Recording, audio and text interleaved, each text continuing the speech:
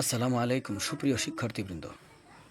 আজকের এই শর্ট ক্লাসে রাইট ফর্ম অফ ভার্বের কিছু গুরুত্বপূর্ণ রুলস নিয়ে হাজির হয়েছি। এই রুলগুলো অষ্টম, নবম, দশম, একাদশ, দ্বাদশ শ্রেণী, ডিগ্রি, অনার্স, এমনকি চাকরি প্রত্যাশীদের জন্য প্রয়োজন হবে। তাহলে শুরু করা যাক রাইট ফর্ম অফ ভার্ব এর এই রুলসগুলো। শুরুতেই আমরা দেখব two. In order to, use to, so, as to, about to, how to, going to, have to, has to, had to, am to, is to, are to, was to, were to, be to ইত্যাদির পর ভার্বের present form হয়। অর্থাৎ I went there to enjoy the game, এখানে two এর পরে ভার্বের present form হবে, তাই হবে answer enjoy. He used to walk by the river side.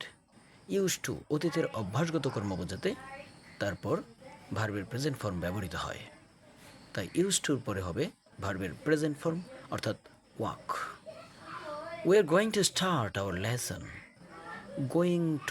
Going টুর পরেও ভার্বের প্রেজেন্ট ফর্ম হয়, আর এই জন্য আনসার হবে গোয়িং টু স্টার্ট, অর্থাৎ স্টার্ট আনসার হবে এখানে।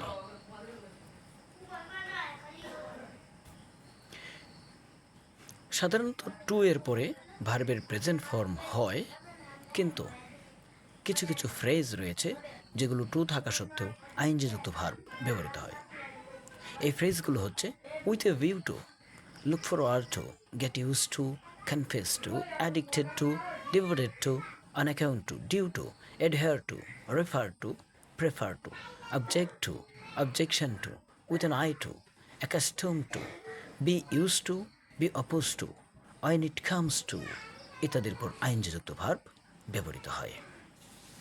যেমন he is addicted to smoke, addicted to এরপরে আইনযুক্ত ভার্ব হবে, তাই আনসার হবে smoking. They are use to read the Quran. Use টুর পরে সাধারণত প্রেজেন্ট ফর্ম হয়, কিন্তু বি ইউজ টু অর্থাৎ be verb, am, is, are, was, were এগুলোর পর যদি ইউজ টু থাকে তবে ইউজ টুর পর আইনযুক্ত ভার্ব ব্যবহৃত হবে। তাই এখানে ইউজ টু হওয়া সত্ত্বেও তার পূর্বে আর থাকার কারণে আইনযুক্ত ভার্ব ব্যবহৃত হয়েছে, অর্থাৎ আনসার হয়েছে রিডিং। তেমনি হয় ইট comes to cook, she becomes upset. রান্না করার সময় সে হতাশ হয়ে যায়। ওয়েন ইট কামস টু এরপরেও আইনযুক্ত ভার্ব ব্যবহৃত হয়, তাই আনসার হয়েছে কুকিং।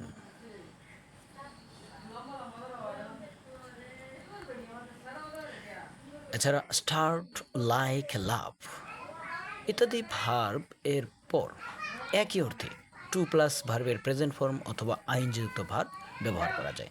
অর্থাৎ এই ভার্বগুলোর পরে আইনযুক্ত ভার্ব ব্যবহার করলে যে অর্থ হবে, টু প্লাস ভার্বের প্রেজেন্ট ফর্ম ব্যবহার করলেও একই অর্থ হবে। যেমন স্টার্ট রাইট, এখানে আনসার করা যায় স্টার্ট রাইটিং অথবা স্টার্ট টু রাইট। রাইটিং এবং টু রাইট দুটি আনসারই সঠিক, এবং দুটি আনসার এর যে কোনো একটি ব্যবহার করলে একই অর্থ হবে। অর্থাৎ স্টার্ট রাইটিং অথবা স্টার্ট টু রাইট অর্থ লিখতে শুরু করো। I have enjoy, I love enjoy natural beauties. I love, এই লাভ ভার্বটি থাকার কারণে এরপর টু এনজয় অথবা এনজয়িং দুটি ভার্ব একই অর্থে ব্যবহার করা যায়। অর্থাৎ I love to enjoy natural beauties, আমি প্রাকৃতিক সৌন্দর্যকে উপভোগ করতে পছন্দ করি। আবার টু প্লাস ভার্ব অর্থাৎ টু এনজয় ব্যবহার করলেও অর্থ একই দাঁড়ায়, অর্থাৎ আমি প্রাকৃতিক সৌন্দর্যকে উপভোগ করতে পছন্দ করি, আমি প্রাকৃতিক সৌন্দর্যকে উপভোগ করতে ভালোবাসি। হি লাইকস প্লে ক্রিকেট, এখানে লাইক শব্দটি ব্যবহার হয়েছে, তাই লাইকের পরে আইনযুক্ত ভার্ব ব্যবহার করলে যে অর্থ হবে, টু প্লাস ভার্ব ব্যবহার করলেও একই অর্থ হবে। অর্থাৎ he likes to play cricket, say cricket খেলতে পছন্দ করে, অথবা he likes playing cricket, say cricket খেলতে পছন্দ করে। কিন্তু স্টপ এর পরে ভিন্ন অর্থে আইনযুক্ত ভার্ব ও টু প্লাস ভার্বের প্রেজেন্ট ফর্ম ব্যবহৃত হয়। অর্থাৎ স্টপের পরে আইনযুক্ত ভার্ব ব্যবহার করলে যে অর্থ হবে, কিন্তু টু প্লাস ভার্বের প্রেজেন্ট ফর্ম ব্যবহার করলে অর্থের পরিবর্তন হয়ে যাবে। অর্থাৎ দুটি আনসার করা যায় স্টপের পরে আইনযুক্ত ভার্ব এবং টু প্লাস ভার্ব, তবে দুটির অর্থ হবে ভিন্ন। যেমন I stopped Mymensingh buy something.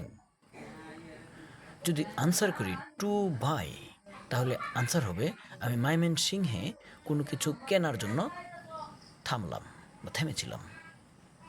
কিন্তু যদি এখানে ব্যবহার করা হয় I stopped Mymensingh buying something, answer যদি আইনযুক্ত ভার্ব ব্যবহার করি তাহলে অর্থ হবে আমি ময়মনসিংহে কোনো কিছু কেনা থেকে বিরত থাকলাম।